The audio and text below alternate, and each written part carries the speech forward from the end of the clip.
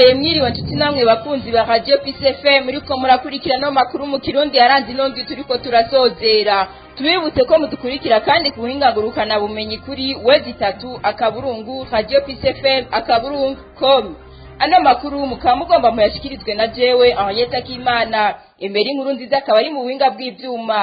Ano makuru nayo akabagizwe n'izi ngingo nkuru zikurikira.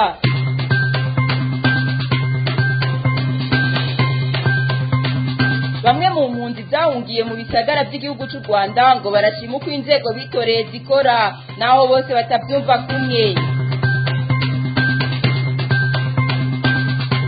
Ikibazo cyo kwahukana no kurenga ibigo kirasibije mu ikambi ya Murongwe kumva zuko abakenyezi n'abashinga ntaye babo batandukanijwe murabyumva muri ano makuru.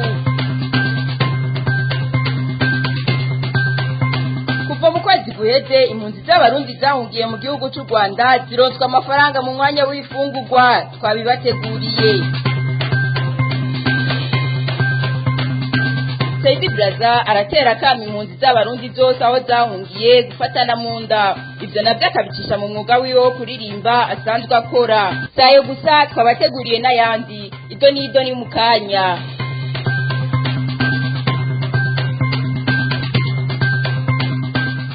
Imyidogo ni myinshi ku mpunzi z'abarundi zungurujwe zivanye mu makambi y'imfata kibanza ya Kavimvira na Sange muri Republika Iharanira Intwaro Rusangi ya Kongo. Avuga ikibazo gisamburwa ry'ingo kububakanye kumva zuko abo bungururijwe abakenyezi babashize ukwabo abashinga ntahe babo nabo babashira ukwabo. Ni nkuru ya Aline Nirere. Izo mpunzi zivuga ko zakuwe mu makambi ifata kibanza ya Kavimvira na Sange zirazi ishinga n'itandukanya ry'abubakanye. Ni mu gihe izo mpunzi zimaze gushika mu ikambi ya Murongwe abapfasoni bashizwe ikifunga ukwabo mu nzu yagenewe mu bubiko bw'ibikoresho bita hangari mu rurimi rw'igifaransa. N'abashinga nawe babo nabo nyene bashira ukwabo bica bitera ikibazo cyo kurenga ibigo. Uyu n'umwe mu bapfasoni baba muri ayo mazu asaba ko bavanwa mu bihangari unarije bahamaze iminsi myinshi. Bagira ingufu badakure mu bihangari kuko tumaze iminsi myinshi mu bihangari tumaze nk'umwaka wose. Ariko rero kuvyerekeye abagabo bacu batandukanye n'abagabo bacu kubera turi mu bihangari nibagira ingufu n'ukuri abantu b'abapamu badakure mu bihangari n'abagabo baje ko baridoga ati none twaje gutandukana n'abakenyezi bacu. Ayo makuru aremezwa na bamwe mu bashinga ntahe babo bakenyezi basanzwe bidoga ko barenga ibigo ngo inkwezi y'amarere ni gihe bamaze muri ayo mahanga. Sivyo kusimbeshere kuko urabona bimaze igihe nk'umwaka wose imyaka utabona na mugenzi wawe mu byereke by'umwubako bishoboka ko ushobora kuca wangara hanze ukarondera abandi kuko umugore hari ushobora kumwikubita ko ngo jewe ntukinegeka jewe ntusigandi wa hasere umwe bimaze kugenda gutyo uruba muri umwanya wewe umugabo ushobora kumenga gute watawe wasuzuguwe utagifite ijambo. Iyo miryango ihanzwe n'icyo kibazo cy'itandukana ry'abubakanye imenyesha ko icyo kibazo kimaze umwaka urenga. Nayo uburongozi bw'ikambi bufatikanije n'ishyirahamwe mpuzamakungu PAM babiyagira Radio Peace FM bavuga ko umugambi wo kubakura muri ayo mahanga watanguye gushirwa mu ngiro bakanamenyesha ko batangiye kubaka amazu muri site ya Murongwe azoshikiramwo iyo miryango. Aline Nirere ndagushimiye. Abantu 285 basaba ubuhungiro nibo bakiriwe mu ikambi y'impunzi ya Nakival iri mu gihugu ca Uganda mu kwezi kwa 10.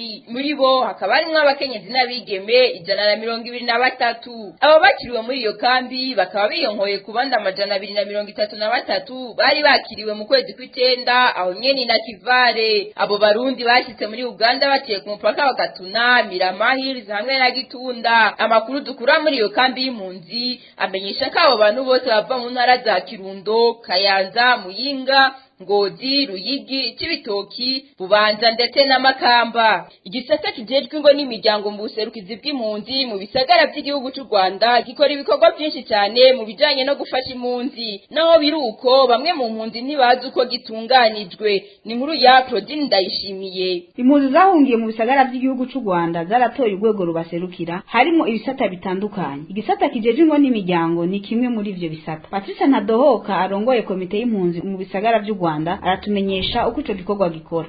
Social urumva ko ari ikintu kinini nibiraba imibano y'abantu nayo igizwe n'ibintu byinshi mu ngorane neza zikunda gushikira abantu bose twese n'impunzi harimo amagara y'abantu. Aha rero ibibazo dukunda kubona n'abantu babaza bagwaye indwara zitandukanye hanyuma bakatwitura kugira tubagirire ubuvugizi twabagirira ubuvugizi aho dushobora gushika bakagerageza kubavura kandi n'ukuri ntibidoga. Ubwo rwego rujejwe imibano rurongowe n'umufasani yitwa Jane Rugambara, umufasani ahumuye kandi yabonye byinshi afite n'urukundo yitaho abantu kuvuga kandi urumva yarinze avyitoreza yumva yuko abifitiyemo ingabirano yarasanzwe nabikora. Ubu rero nawe tubaha nimero yo ya telefone abantu bakayimenya hamwe umuntu amukeneye akavuga ati naka kuko abamwitura bose n'ukuri aragerageza kubatunganiriza hanyuma rero bashakorana n'abantu bari mu quartier ariko navyita mu mirenge mu midugudu kugira ngo baze baramubwira ingorane ziba ku mutwe munsi mbwa muri rusange n'uyu umufasoni Jane Rugambara ni wabiraba. Telefone yiwe ku bashaka kuyimenya ubusa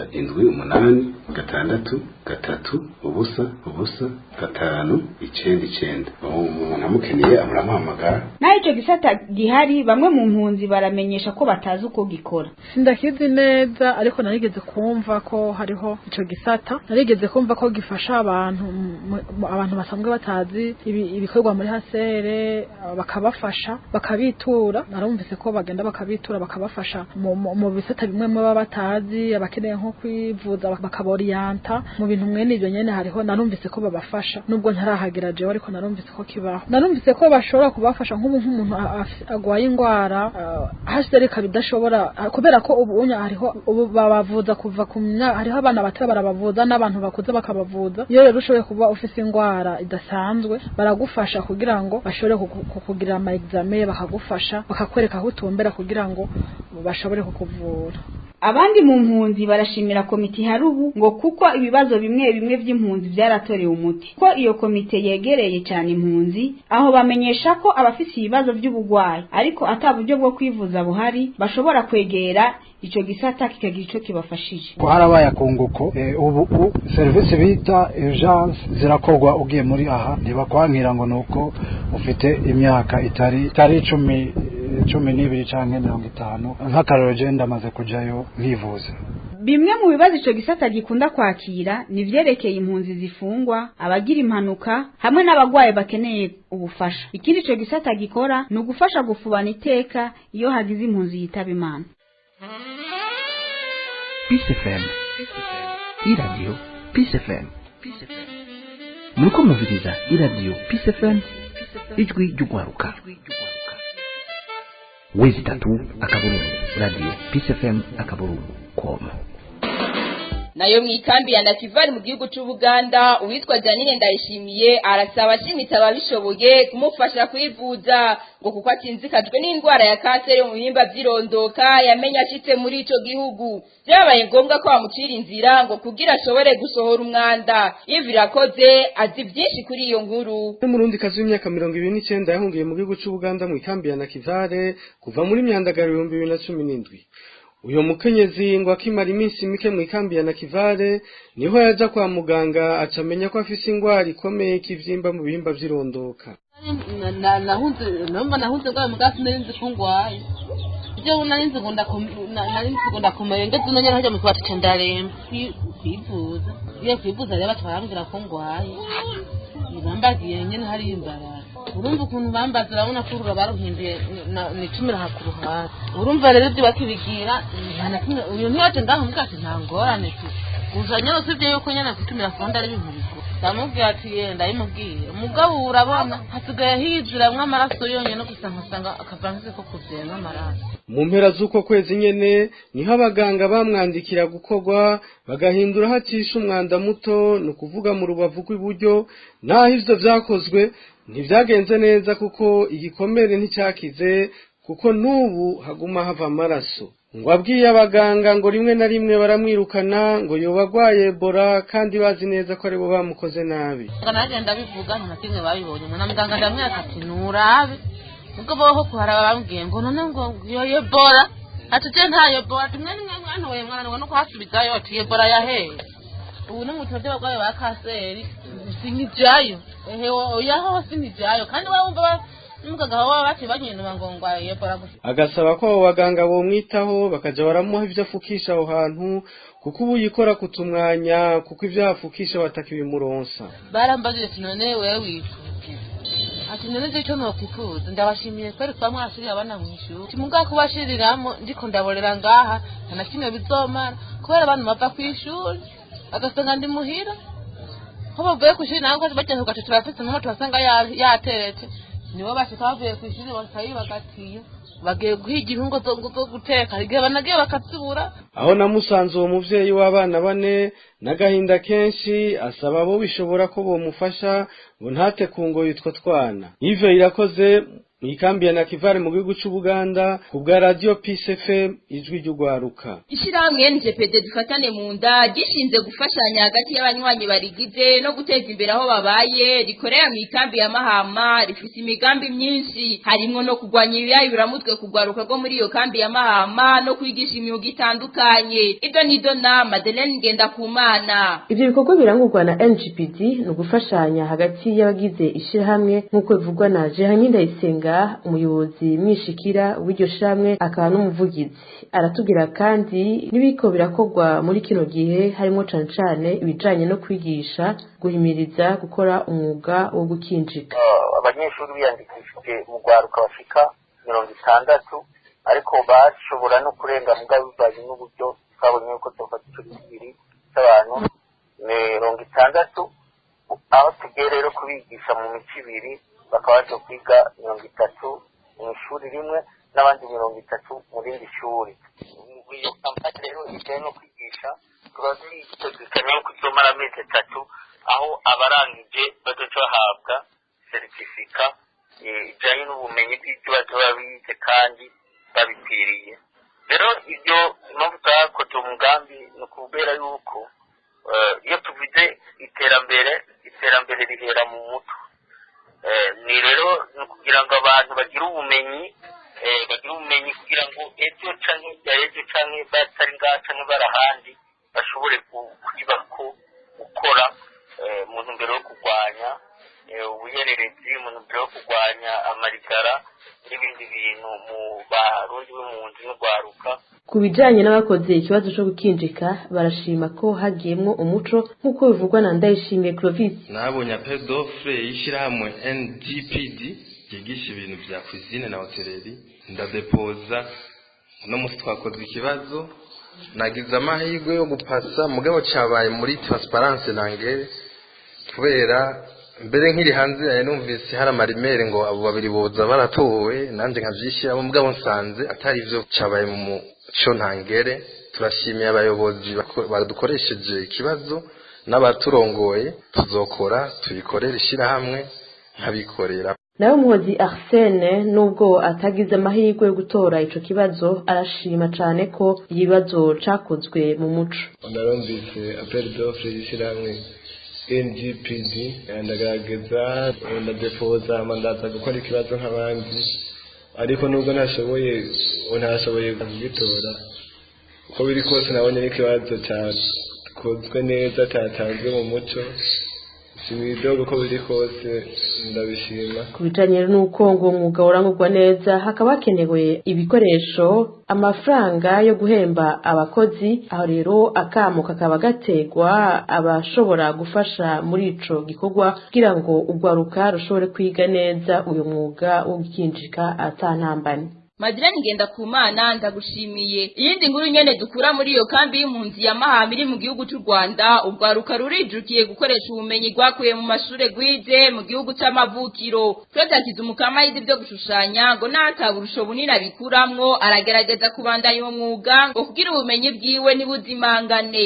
Emmanuel Nkunzimana abituyagire. Ni mu ikambi ya Mahama akarere ka Kirehe mu ntara y'uburasirazuba bw'igihugu cy'u Rwanda niho Claude Hakiza umukama akorera umwuga umwuga wiwe wo gushushanya. Uwo musore aratubwira ingene yatanga uwo mwuga n'ingene awubandanya mu buhungiro arimo. Natanguye gukora mu myaka ya mbere mu bwana, hanyuma ngenda nkwana n'abandi bantu nyene basanzwe babimenyeye bavyize barabinkundisha, nyuma aza kunyakuraja kuja kw'ishuri kuvyiga Igitega.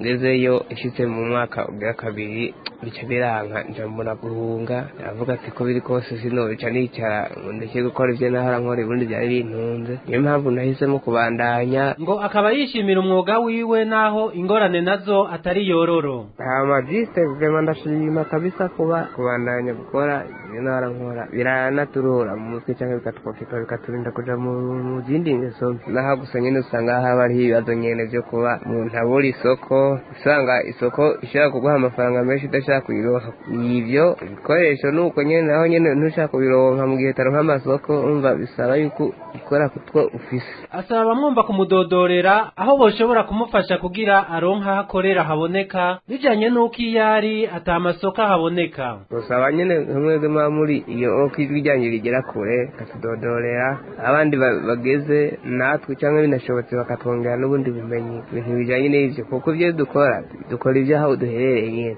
ariko umuntu ari ahantu habwize hameze neza hari abantu basobanutse nyene akora ibintu by'abantu basobanutse. Claude Hakizumukama rero ngo kuva ashikino yaragiye araronka abandi yigisha abifashijwemo n'amashirahamwe akorera muri iyo kambi nka HCR na Save the Children bikamufasha kutabyibagira. Tukiri muri iyo kambi nyene amafaranga 5,400 niyo umuntu wese wa muri iyo kambi azohabwa ku kwezi kugira ngo abafashe kwisumira ibyo bashatse iruhande y'inkwi, ibiharage n'ubuyi bazoguma baronswa. Iyo ngingo ikabinezereza impunzi zose ziba muri iyo kambi uhereye ku zirongoye. Inkuru ya Janine Nizimbere. Ayo mafaranga 5,400 ahabwa impunzi zose kiretse abana bari munsi y'amezi 6. Impunzi ziba muri iyo kambi zivuga ko zanezerejwe n'iyo ngingo, abandi bamwe muri bo twebwe iyo ngingo yo gutanga amafaranga tunayishima by'ukuri. Kubera yuko iyo bintu bajanane ntabwo umuntu yigeze aronka ibyo kurya bikwiranye n'ayo mafaranga. Dore noneho bahita baduhereza amasaburi, biharage n'ubuyi n'izo. Ndakarusho kabisha jewe ndabishima, kandi kaje imiryango y'abana 5 nabona ko cyagira akarusho. Turashima cyane ino ngingo yaradufashije. Jewe ko ndayibona izo guhindura amafaranga ku buryo bahoda intete arakarusho kanini, je ndayibona kandi nizere yuko n'abandi ariko babibona. Bahora dufata nyene ibiharage, ibigori, ubuyi, amakoto, umunyu, ariko ubuyi dufata amafaranga nyene ibiharage nayo mafaranga ku muntu 5,400 n'ubuyi ku ruhande. Je ndabona yuko hari akarusho ku 5,400 ku muntu, nakarusho kanini cyane nyene mu bijanye nyene n'ukuntu tuyafata. Mu bisanzwe abana batoyi barakuva ku mwana avutse kugera ku mwana w'amezi 6 ntabwo ashobora gufata amafaranga ku buryo bamushize nyene. Sinzi ukuntu babigendeje, ariko nizere yuko mbisi imbere bazobigenza neza kandi uko biriko biragenda ko igikorwa ko kigenda neza. Pastor Jean Bosco kwibishatse arongoye impunzi ziba mu kambi y'Imahama arashimira leta y'u Rwanda n'ishirahamwe HCR ngo kuko bituma umuntu ashobora kugura icyo cyase muri ayo mafaranga. Ingingo cyane neza cyane kuko ingingo yaje ifasha, kuko mu kambi abantu bakuze dusakiri bato dusa abantu baba bashaka no guhindura tumwe ku tundi, ko twari tumaze n'igihe tugingimwe ibigori n'ibiharage ugasanga abantu baragurisha birarondera agaceri, birarondera utundi tuntu dutandukanye. Ariko iyi ngingo y'amahera iziye kuva mu kwezi guheze turabona yuko abantu uko bimeze kose barishimye, baranezerewe ko umuntu atuma akashaka nyuma kandi akigira umugambi muri duke afite tuma umuryango umera neza. Rero ni ingingo nziza vraiment dushima twese yuko gusa nuko bikiri mu ntango, ariko turibaza yuko uko bimeze bigenda tumenyera. Iruhande y'ayo mafaranga 5,400 impunzi ziba mu kambi ya Mahama zizobandanya guhabwa inkwi zo guteka, amasabuni, ibiharage hamwe n'ifu y'umusururu. Izo mpunzi zigasaba ko n'abana bari munsi y'amezi 6 bohabwa ayo mafaranga kugira bashobore gufasha abavyeyi babo kubakurikirana neza. Janine Nijimbere turagushimiye. Abarundi baba mu gihugu ca Hollande barakinze ishirahamwe ryitwa BDN kugira bashobore gufashanya hagati yabo no gufasha abandi barundi aho bari hose. Ni inkuru ya Frank Espoir Richard Ndizeye. Abarundi baba mu gihugu cy'Ubuholande baragiye hamwe bagira ishirahamwe bise Burundian Diaspora of Netherlands BDN mu mfunyapfunyo. Ishirahamwe ridaharanira inyungu za politike rihuza abarundi bose baba muri ico gihugu mu gufashanya nkuko tuvyiganirwa n'umufasoni Joseline Ndizeye asanzwe arongoye iryo shirahamwe. IBDN ni ishirahamwe ihuriyemwo abarundi bava mu Buholande kandi nta by'inyungu bya politike dukurikirana. Mu byo dushira imbere muri BDN harimo guhuza abarundi baba ngaha mu Buholande. Turafise imigambi yo kugira guteza imbere ibikorwa guhuza abarundi y'ababo ngaha nabo hanze. Iryo shirahamwe rikaba rimaze kurangura imwe mu migambi yayo mu gihe hari yindi migambi yerekeye ugwaruka rw'abarundi ruba mu buhungiro yagiye irangurira hamwe n'ayandi mashirahamwe bihurikiye hamwe mu ishirahamwe FODIB nkuko tubandanya tubibwirwa na Joseline Ndizeye. Ntaco turagira kinini mugabo nk'ubu turamaze gufasha ujya muvyeyi umumama yasigaye wenyene n'abana 5 umushinga ntahe wiwe yitavye Imana akaba yarafise icifuzo cyo kububakira inzu kubera indi yagira ibagwe ko hama ikindi naco byinshi turacari biri mu migambi kandi nkuko twavuze turi muri FODIB. FODIB iramaze gukora ibintu byinshi bifasha impunzi induta muri Tanzania, i Rwanda, muri Uganda. Asozera atera kamo ugwaruka rw'abarundi kwiga no kurondera icyo gukora mu kwiteza imbere.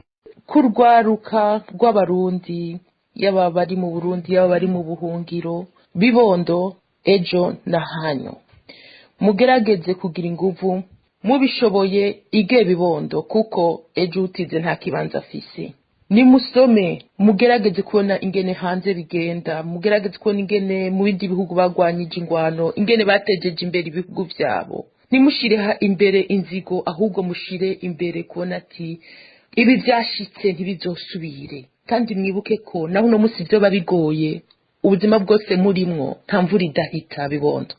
Nimugerageze muhakurikirwa kugira namwe muzogire kazoza keza. Ndazi ntivyoroshe kuri bamwe mugabo nukuri nta mvura idahita. BDN ikaba ari mwe mu mashirahamwe agize urunani rw'amashirahamwe y'abarundi baba hanze y'igihugu Forum de la Diaspora Burundaise FODIB mu mfunyafunyo harimo ababa mu Bubiligi, Ubufaransa, Ubuholande, Denmark na Sweden. Amashirahamwe ya na EDES ariko aratanga ibizuku byo gucana ku mpunzi z'abarundi ziri mu ikambi ya Rusenda bakaba bironse ubugira kabiri kuva mu mugambi wo kumenyera kwiba kutanguriye. Ariko izo mpunzi zikavuga ko zidashimishwa n'ivyo bizuku ngo kuko bitaka kandi ari bike ku muryango. Ni nkuru twatororokanijwe na Arcade Kumana ari muri iyo kambi nyene ya Rusenda. Amashirahamwe ADRA, RDC na AIDS ariko atangira guhera kuri uyu wa gatatu itariki 7 Munyonyo ibizuku ku mpunzi z'abarundi mu ikambi ya Rusenda. Bikaba bitanze ubugira kabiri kuva uwo mugambi wo kumenyera kutazera inze washizweho na ASR bicishije mu ishirahamwe ADRA ikorera mu gihugu ca Kongo. Umuryango ugizwe n'umuntu umwe gushika kuri 4 baronka ibiro 10, 5 gushika ku 9 bahabwa ibiro 15, 10 gushika kuri 15 n'abarenga baronka ibiro 20. Ivyo bigakora ukwezi kose. Naho biruko impunzi zivuga ko zidashimishwa n'ivyo bizuku kuko bitaka neza ahubwo bagasaba ko hogaruka inkwi. Ibizuku n'ukuri ntivyaka kandi nibikeya. Naho uvuga turagerageje kurondera amakara n'ikingushyiremo byake nibikeya cyane nibishobora kudukwira ukwezi kose. Twasaba rero amashirahamwe abijejwe twari kuvuga ngo bagaruka n'inkwi ariko inkwi nazo ntibigera baziduha kandi baduhaga kwikamwe. None rero twasaba amashirahamwe abijejwe aduhereze amafaranga twimenye ko bamenyesha ko byaheruka gutangwa mu kwezi kw'icenda. Arcade Ndikumana mu ikambi ya Rusenda ku bwa Radio Peace FM. Ishiramwe African Initiative for Leadership and Development AID mu funyafunyo y'icongereza ryaratanguje ibikorwa byo kubaka ikigo ndangakaranga mu ikambi ya Rusenda mu ntumbero yo gushigikira imigenderanire hagati y'impunzi z'abarundi ziri muri iyo kambi n'abakongomani bazakiriye. Marie Charles Nininahatwe arabitubwira. Ishirahamwe kimuni ifatanye ibikorwa byo kubaka n'igisata cyane kije by'impunzi kw'isi hase mu ikambi y'impunzi z'abarundi ya Rusenda no mu site y'izo mpunzi nyene ya Murongwe ARD mu funyafunyo y'icongereza ryaratanguje ku munsi wa kabiri igenekerezo rya gatatu Munyonyo ibikorwa byo kubaka ikigo ndangakaranga mu ikambi ya Rusenda. Ivyo kigo kizohagarikirwa n'abaremesha kiyago babiri bazotogwa mu mpande zose mu Barundi no mu Kongomani kizobana ndangakaranga y'abarundi banguye mu ikambi ya Rusenda hamwe n'abakongomani bazakiriye. Ibitito, imbyino ndangakaranga, amayagwa utugenegene n'ibindi nivyo bizoyagwa muri iyo nyubako rusange kubw'umukongomani mubanyi w'ikambi ya Rusende yabwiye radio yanyu ko ico kiga ningira akamaro kiriwe kuko kizomufasha kumenya imico ndundi akunda cane kubona rimwe rimwe iyo hase ritunganije ibirori mu ikambi ya Rusenda. Ico kigo kije nk'imfashanyo kizotugirira akamaro haba ku barundi n'ababembe kuko kizodufasha mu kumenya imico n'akaranga by'abarundi. Les cultures se trouvent à nos amis ou réfugiés. Impunzi zo mu ikambi ya Rusenda zibona ko ico kigo kije gutsimbataza ikiyago n'umubano mwiza uri hagati yabo n'abakongomani bazakiriye. Twege iyo nzu bamaze kuba bayitwubakiye tukaja turahuriramwo n'abo bakongomani twatse ndaro birotugirira akamaro kubera tuzoyama duhuriraho tumenyana tuvugana ibintu byinshi kugira tumenyane lakini tutariko turabonana na bene na akamaro baguma badusuzugura natwe tukabasuzugura lakini tuko turabonana nagasuzuguro kazoha. Inyubako rusange ipima uburebure bw'imetero 13 kuri desimetero 4 hamwe n'uburebure bw'imetero 8 na desimetero 4 iriko yubakwa ku bwinjiriro bw'ikambi y'impunzi y'abarundi ya Rusenda n'ishira hamwe kimuntu IRD African Initiative for Relief and Development mu Congereza rikoresheje ibikoresho rirama ije kunganira iyubakwa ry'ibibuga bibiri by'umupira w'amaguru n'iryo shira hamwe nyene handball na basketball ibikorwa byatanguye mu ndwi heze ku mugwenikiro rya mbere mu Nyonyo. Nk'uko amakuru dukora mu ishira hamwe IRD abitumenyesha izo nyubako zose ziteguza kuba zinjiwe icese imbere y'uko umwaka wa 2018 urangira. Mekambi y'impunzi z'abarundi ya Rusenda Maria Caroline nahazwe ku bwa radio Peace FM ijwi ry'ugwaruka. Muri iyo kambi nyene ya Rusenda abajejwe yandikwa ry'abana bavukiye mu ikambi y'abateshejwe izabo bari bamaze indwi zibiri bahagaritse ibikorwa byabo. Kuri uyu wa kabiri igenekerezo rya 6 Munyonyo ivyo bikorwa bikaba byasubiye kuri kwamye. Ni nkuru ya Chanel ntiharirizwa. Hari haheze indwi zibiri abakozi bajejwe iyandikwa ry'abana bavukiye mu ikambi ya Rusenda yo mu gihugu ca Kongo bahagaritse ibikorwa byabo. Kuva rero kuri uyu wa kabiri tariki ya 6 Munyonyo abajejwe iyandikwa basubire gukora ukuri kwamye. Intumbero y'iryo yandikwa ngo nukugira abana bose bavukiye muri iyo kambi baronswe urupapuro rw'amavuko rutangwa n'igihugu ca Kongo. Twege twifuze ko tworonka impapuro kuko impapuro z'abana zishobora kumenya abana aho bavukiye. Rero umwana iyo ufashe urugendo kubera bakwaka urupapuro utegerezwa kwerekana kubera utakwerekanye urupapuro nakuronka. Rero umwana kugira ronke urupapuro acinde amashuri nuko aba yayerekanye rujya rupapuro ko mavukiro wasira nyina aba yararose. Nayo kwege gata nuno munsi izo mapuro nazo turabona. Nyuma y'iryo yandikwa abakuru b'amavirage bazoshikiriza urutonde rw'abana banditswe hakurikire umwihwezo w'abanditswe. Nyuma rero bazoronswa urwo rupapuro rw'amavuko ruhabwa n'ubwihugu ca Kongo. Hatungimana Suni arongoye ivirage y'umunani arahimiriza abavyeyi bose bo muri iyo kambi kwandikisha abana babo.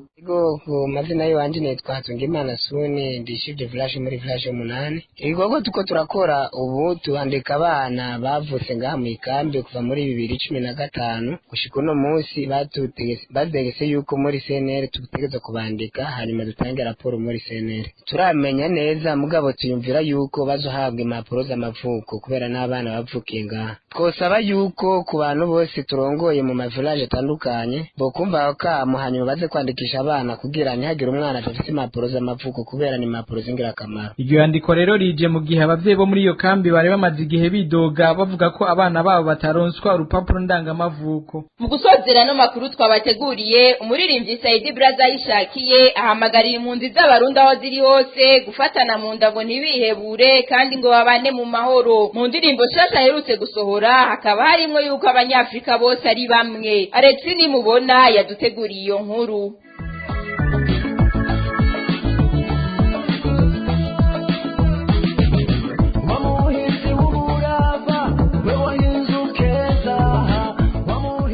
Uwo muririmbyi Saidi Braza ayishakiye afite ubwene gihugu bw'u Burundi n'ubw'igihugu cy'u Rwanda. Mu ndirimbo ziwe zose atanga ubutumwa bw'amahoro ku bantu bose. Uwo muririmbyi asaba impunzi z'abarundi kutihebura canke ngo batane ko umwikomo ahubwo ngo bafatane mu nda babane mu mahoro naho biba bitoroshe. Icambere gikomeye nuko duhumuriza abari mu nkambi tukababwira yuko bagomba kwifata bakihangana bakabana mu mwumvikano bakabana bashize hamwe bagakomeza kuba bafite icyo cyizere yuko ubuhungiro buzohera bagasubira mu miryango yabo. Saidi Braza ahanura ugaruka rw'abarundi kwirinda ibyayuramutwe no gutakaza umwanya mu bitagira akamaro, birinda ingeso mbi kugira bashobore kwiteza imbere. Ugaruka cyane cyane ni ugushira umutima nyene mu gitereko, ntibihebe, ntibaje mu nzira mbi, ntibaje mu bibosha cyangwa batesha umwanya, ahubwo bumve yuko abaherezo y'ibibazo ari gutaha kandi bagataha mu mahoro, bagataha mu gihugu cyabo bakabona imiryango. Kuri ivyo rero birinde ibyo tuma baje mu nzira zitari nziza zituma bonona ubuto bwabo kandi arizo nguvu z'igihugu. Uwo muririmbyi atera kamo leta y'u Burundi nabo batavuga rumwe gushira imbere inzira y'ibiganiro kugira amahoro asasagare mu Burundi, impunzi zibone gutaha mu gihugu cacu mu minsi ya vuba. Abari muri leta bumve yuko bikenewe yuko bokwicara n'abatavuga rumwe bakarondera inyishu y'ibintu bituma no munsi haba inzazane kutumvikana hagati yabo, bigatuma abanyagihugu bahunga abandi bababara, bihere kubera ko bazoba bicaye hamwe bagatorera inyishu y'ikibazo cyabo. Nibaza yuko ivyo nivyaba. Uwo muririmbyi Saidi Braza akaba aheruka gusohora indirimbo nshasha zihamagarira abantu kurangwa n'urukundo n'ubumwe hamwe no kurwanya icitwa ikibi cyose.